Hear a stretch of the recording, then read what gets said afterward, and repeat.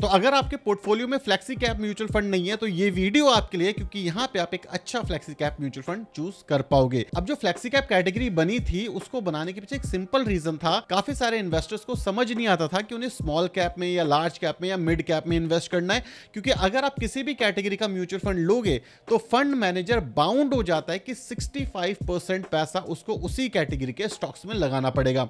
अब इस सारी सिचुएशन से डील करने के लिए उन्होंने मल्टी कैप निकाला। अब मल्टी कैप में एक और सिचुएशन थी कि 25% ईच कैटेगरी में लगाना पड़ेगा, मतलब स्मॉल कैप में 25, मिड कैप में 25 और लार्ज कैप में 25। अब जो बचा हुआ पैसा वो फंड मैनेजर लगा सकता था। लेकिन फ्लेक्सी कैप कैटेगरी में एक बहुत अच्छी चीज आती है कि अगर आपका फंड मैनेजर तगड़ा है, उसकी नॉलेज अच्छी है, उसका इन्वेस्टमेंट का तरीका बढ़िया है, तो वो आपके लिए स्मॉल कैप कैटेगरी के रिटर्न निकाल सकता है, वो भी अपने पोर्टफोलियो को बेस्ट तरीके से हेज करके।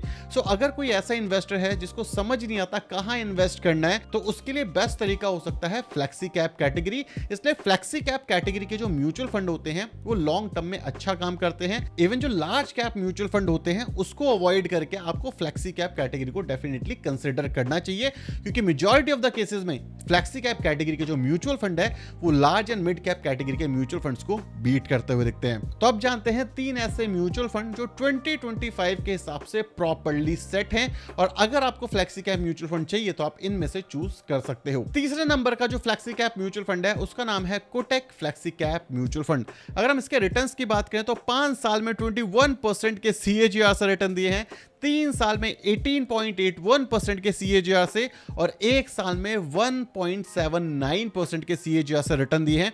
और यहां पे मैं आपको बताना चाहूंगा निफ्टी 50 अभी भी माइनस के रिटर्न दे रहा है। तो अगर हम इसकी रिकवरी देखें लास्ट 6 महीने की, तो रिकवरी में 11% से ज्यादा की रिकवरी इस म्यूचुअल फंड ने दिखाई है, मतलब अपने बेंचमार्क को इसने बीट किया है। अगर हम बात करें इसके पोर्टफोलियो की, सो पोर्टफोलियो एलोकेशन बहुत ज्यादा तगड़ा है। अगस्त 2025 के हिसाब से इक्विटी के अंदर इन्होंने 95% लगाया हुआ है, कैश इनके पास 4.2% के आसपास है, और थोड़ा बहुत पैसा इधर उधर। अगर आप देखोगे इनका जो पोर्टफोलियो है, बैंकिंग के अंदर 20% है, कंस्ट्रक्शन में 10%, इंडस्ट्रियल मशीनरी में 7.57%, आईटी और डाइवर्सिफाइड केमिकल में इसका 6.52% के आसपास का पैसा जा रहा है। तो अगर बात करें इस म्यूचुअल फंड के पोर्टफोलियो की, तो आप देख सकते हो ICICI bank, Bharat electronics, HDFC bank, UltraTech cement, L&T, state bank of India, Jindal, SRF जैसे स्टॉक्स आपको इसके अंदर देखने को मिलेंगे। बेस्ट चीज यहां पे ये है, जहां पे ध्यान होना चाहिए कि टॉप की जो कंपनीज हैं वो लार्ज कैप कैटेगरी में इन्होंने रखी हुई है। अगर आप देखोगे रिलायंस जैसे अच्छे अच्छे स्टॉक्स आपको इसके अंदर देखने को मिलेंगे। अगर आप देखोगे तो एज सच कोई भी रेड फ्लैग नहीं है। तो वहीं अगर हम फंड मैनेजर की बात करें तो हर्षा उपाध्याय इनके फंड मैनेजर हैं, और 18 ईयर्स के एक्सपीरियंस के साथ आते हैं। और आप देख सकते हो कि पहले इन्होंने कहां कहां काम करा हुआ है, कौन कौन से म्यूचुअल फंड ये हैंडल करते हैं। तो अगर मैं नेट बताऊं तो जो फ्लेक्सी कैप म्यूचुअल फंड है, जहां पे आपको लार्ज कैप का पोर्शन थोड़ा सा ज्यादा चाहिए, Kotak flexi cap mutual fund one of the best funds हो सकता है। अगर हम इसके रिटर्न्स देखें तो रिटर्न्स भी काफी ज्यादा अच्छे हैं और कांस्टेंट आपको देखने को मिलते हैं। अब चलते हैं अपने दूसरे नंबर के म्यूचुअल फंड पे, और जो हमारा दूसरे नंबर का म्यूचुअल फंड है उसका नाम है HDFC flexi cap mutual fund. 5 साल के रिटर्न देखोगे तो 30% के CAGR से रिटर्न दिए हैं, मतलब कई केसेस में तो इसने स्मॉल कैप म्यूचुअल फंड को भी बीट कर दिया है। अगर मैं 3 साल की बात करूं तो 24.65% के CAGR से रिटर्न है, और 1 साल में 5.11%। अगर हम लास्ट 6 महीने की बात करें तो रिकवरी इसकी भी अच्छी हुई है। तो ज्यादातर लोग जो स्मॉल कैप को टारगेट करते हैं कि लॉन्ग टर्म में वेल्थ बन जाएगी, जरूरी नहीं है आप ज्यादा रिस्क ले रहे हो तो लॉन्ग टर्म में वेल्थ बन जाए। मार्केट सिचुएशन पर डिपेंड करता है आप कहां वेल्थ बना सकते हो। तो फ्लेक्सी कैप कैटेगरी क्यों अच्छी हो सकती है ये मैंने आपको दिखा दिया कि कम रिस्क के साथ भी काम हो सकता है आपका। पोर्टफोलियो की बात करें हम तो पोर्टफोलियो के अंदर 88.62% इक्विटी में है, कैश में 8% के आसपास है, देन रीट्स आता है, देन गवर्नमेंट सिक्योरिटीज। अगेन 2025 अगस्त के हिसाब से इसके पोर्टफोलियो में बैंक है 28%, मिसलेनियस सेक्टर है 9%, four wheeler 7%, pharmaceutical 7.6%, IT sector 5.91 के आसपास। टॉप होल्डिंग की बात करें तो यहाँ पे ICICI बैंक के अंदर 10% की होल्डिंग है इसकी, HDFC में करीब करीब 8%, एक्सिस में 6%, 4%, Maruti Suzuki 4%, SBI life insurance company के अंदर 4%, और देख सकते हो इसी तरीके से एक वेल डाइवर्सिफाइड पोर्टफोलियो इन्होंने करा हुआ है। अगर हम इसके पोर्टफोलियो की डिस्ट्रीब्यूशन की बात करें तो टॉप लेवल पे बैंक्स आता है, देन उसके बाद आता है हमारे जो भी ऑटोमोबाइल वाली कंपनी है, उसके नीचे हमारे इंश्योरेंस कंपनीज आती हैं।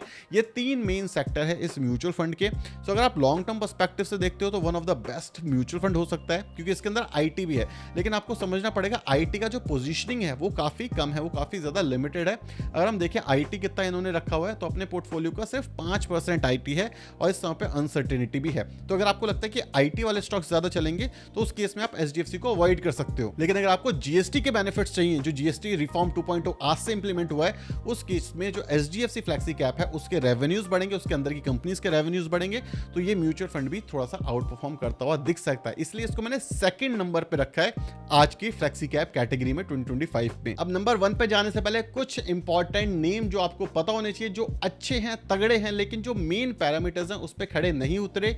उनका नाम है JM flexi cap mutual fund, bank of India flexi cap mutual fund, Motilal Oswal flexi cap mutual fund. इनको ना रखने के पीछे सिर्फ एक सिंपल सा रीजन है, इनके पास बहुत लंबा डेटा नहीं है, जैसे कि एचडीएफसी के पास है, पराग पारेख के पास है, और कुछ के पास ऐसा पोर्टफोलियो नहीं है जो कि इंडिया में बहुत ज्यादा सेंट्रिक पोर्टफोलियो हो, और कई केसेस के अंदर तो इनकी जो वोलेटिलिटी है वो भी बहुत ज्यादा हो जाती है। तो ये कुछ मेन क्राइटेरिया थे जिस वजह से मैंने ये म्यूचुअल फंड चूज करे हैं, और ये जो 3 म्यूचुअल फंड है ये कुछ क्राइटेरिया फुलफिल नहीं करते, जिस वजह से ये इस टॉप 3 की लिस्ट में नहीं आए। लेकिन इसका मतलब ये नहीं है कि ये म्यूचुअल फंड अच्छे नहीं है, नहीं, ऐसा नहीं है। तो इन टॉप 3 म्यूचुअल फंड को सेलेक्ट करने के लिए मैंने काफी सारे पैरामीटर्स रखे थे, जैसे alpha, beta, downside capture ratio, upside capture ratio, risk reward, fund manager, iteration, ये सारी चीजें कंसिडर की थी। तो उसके बाद मैंने ये 3 म्यूचुअल फंड सेलेक्ट करे थे। तो आई होप आपको समझ आ गया होगा, सो नो ऑफेंस। अब बात करते हैं अपने नंबर 1 म्यूचुअल फंड की, और ये वही म्यूचुअल फंड है जो हर किसी के नाम पे रहता है। इस म्यूचुअल फंड ने तो भाई आग लगाई हुई है, यूएस के अंदर भी इन्वेस्ट करता है।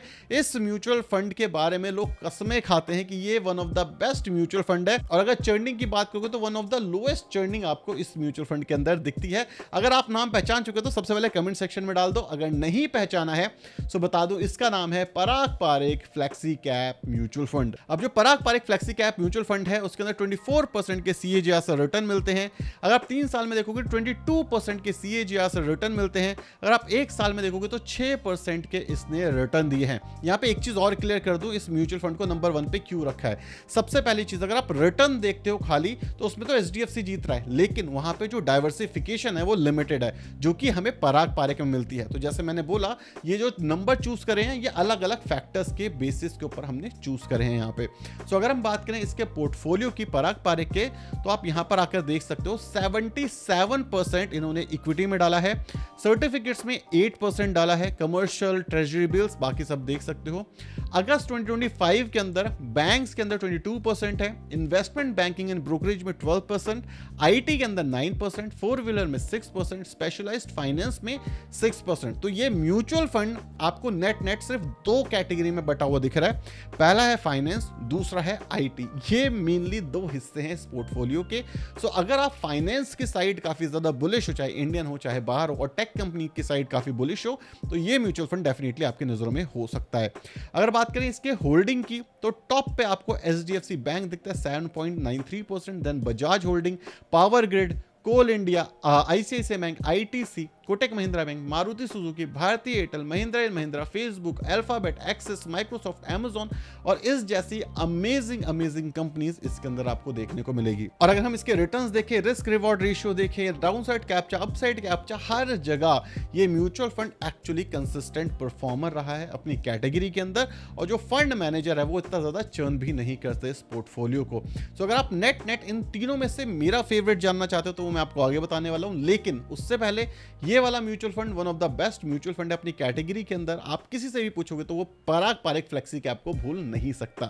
अब बात करते हैं मेरे वर्डिक्ट की, मुझे कौन सा म्यूचुअल फंड बेस्ट लगता है और कौन से टेन्योर के लिए। तो अगर आप एब्सोल्यूट रिटर्न पर्सपेक्टिव से देखना चाहते हो, जिसने पास्ट में अच्छे रिटर्न दिए हैं और लगता है कि आगे जाकर के अच्छे दे सकता है, तो वो हो सकता है हमारा HDFC flexi cap mutual fund. इसका डेटा बहुत ज्यादा अवेलेबल है, one of the oldest mutual funds में से ये आता है, सो अगर आप एब्सोल्यूट रिटर्न पर्सपेक्टिव और ब्रांड पर्सपेक्टिव से जाना चाहते हो तो डेफिनेटली HDFC फ्लेक्सी कैप आपके नंबर 1 पिक हो सकती है।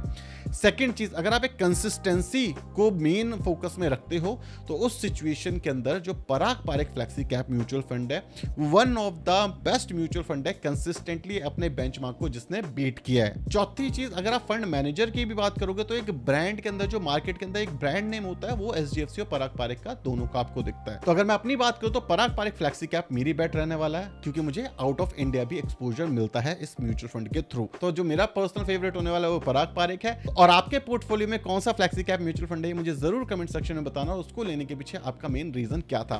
वीडियो पसंद आए तो वीडियो को लाइक और चैनल को सब्सक्राइब कर देना। Thank you so much for watching this video. Tata bye bye, signing of.